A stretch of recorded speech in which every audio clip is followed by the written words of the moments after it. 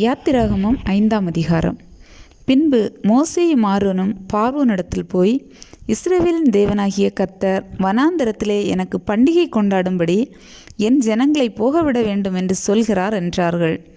அதற்கு பார்வோன், நான் இஸ்ரவேலை போகவிட கர்த்தரின் வார்த்தையை கேட்கிறதற்கு அவர் யார்? நான் கர்த்தரை அறியேன், நான் இஸ்ரவேலை போக விடுவதில்லை என்றான். அப்பொழுது அவர்கள், எபிரேயருடைய தேவன் எங்களை சந்தித்தார். நாங்கள் வனாந்தரத்தில் 3 நாள் பிரயாணம் போய் எங்கள் தேவனாகிய கர்த்தருக்கு பலியிடும்படி போக விட வேண்டும். போகாதிருந்தால் அவர் கொள்ளை நோயும் பட்டயமும் எங்கள் மேல் வரப்பண்ணுவார் என்றார்கள். எகிப்தின் ராஜா அவர்களை நோக்கி, மோசேயும் ஆரோனும் ஆகிய நீங்கள் ஜனங்களை தங்கள் வேலைகளை விட்டு கலைய பண்ணுகிறது என்ன? உங்கள் சுமைகளை சுமக்க போங்கள் என்றான். பின்னும் பார்வோன், இதோ தேசத்தில் ஜனங்கள் மிகுதியாய் இருக்கிறார்கள், அவர்கள் சுமை சுமக்கிறதை விட்டு ஓய்ந்திருக்கும்படி செய்கிறீர்களே என்றான். அன்றியும் அந்நாளிலே பார்வோன் ஜனங்களின் ஆளோட்டிகளையும் அவர்கள் தலைவரையும் நோக்கி, செங்கல் வேலைக்கு நீங்கள் முன்போல இனி ஜனங்களுக்கு வைக்கோல் கொடுக்க வேண்டாம், அவர்கள் தாங்களே போய் தங்களுக்கு வைக்கோல் சேர்க்கட்டும். அவர்கள் முன் செய்து கொடுத்த கணக்கின்படியே செங்கல் செய்யும்படி சொல்லுங்கள், அதிலே நீங்கள் ஒன்றும் குறைக்க வேண்டாம். அவர்கள் சோம்பலாய் இருக்கிறார்கள், அதனால் நாங்கள் போய் எங்கள் தேவனுக்கு பலியிடுவோம் என்று கூக்குரல் இடுகிறார்கள்.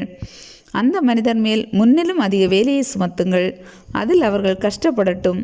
வீண் வார்த்தைகளுக்கு அவர்கள் செவி கொடுக்க விடாதிருங்கள் என்று கட்டளையிட்டான். அப்பொழுது ஜனங்களின் ஆளோட்டிகளும் அவர்கள் தலைவர்களும் புறப்பட்டு போய் ஜனங்களை நோக்கி, உங்களுக்கு வைக்கோல் கொடுப்பதில்லை, நீங்களே போய் உங்களுக்கு அகப்படுகிற இடங்களில் வைக்கோல் சம்பாதியுங்கள், ஆனாலும் உங்கள் வேலையில் ஒன்றும் குறைக்கப்படுவதில்லை என்று பார்வோன் சொல்லுகிறார் என்றார்கள். அப்பொழுது வைக்கோலுக்கு பதிலாக தாளடிகளை சேர்க்கும்படி ஜனங்கள் எகிப்து தேசமெங்கும் சிதறிப்போனார்கள்.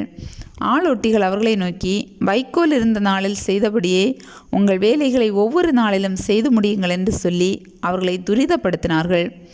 பார்வோனுடைய ஆளொட்டிகள் இஸ்ரவேல் புத்திரர் மேல் வைத்த அவர்களுடைய தலைவர்களை நோக்கி, செங்கல் வேலையில் நீங்கள் முன் செய்தது போல நேற்றும் இன்றும் ஏன் செய்யவில்லை என்று கேட்டு அவர்களை அடித்தார்கள்.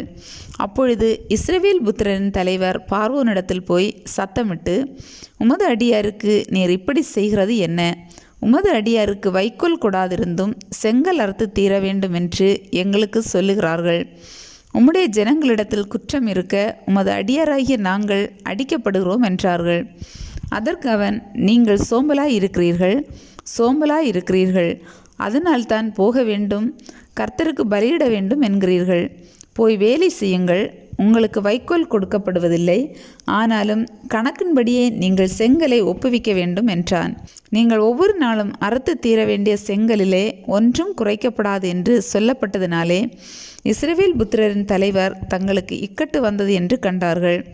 அவர்கள் பார்வோனுடைய சமூகத்தை விட்டு புறப்படுகையில் வழியில் நின்ற மோசேக்கும் ஆரோனுக்கும் எதிர்பட்டு அவர்களை நோக்கி, நீங்கள் பார்வோன் கண்களுக்கு முன்பாகவும் அவருடைய ஊழியக்காரரின் கண்களுக்கு முன்பாகவும் எங்கள் வாசனையை கெடுத்து எங்களை கொல்லும்படி அவர்கள் கையிலே பட்டயத்தை கொடுத்தது நிமித்தம் கர்த்தர் உங்களை பார்த்து நியாயம் தீர்க்க கடவர் என்றார்கள். அப்பொழுது மோசே கர்த்தரிடத்தில் திரும்பி போய், ஆண்டவரே, இந்த ஜனங்களுக்கு தீங்கு வர பண்ணினதென்ன? ஏன் என்னை அனுப்பினீர்? நான் உமது நாமத்தை கொண்டு பேசும்படி பார்வோனிடத்தில் பிரவேசித்தது முதல் அவன் இந்த ஜனங்களை உபத்திரப்படுத்துகிறான். நீர் உம்முடைய ஜனங்களை விடுதலையாக்கவில்லையே என்றான்.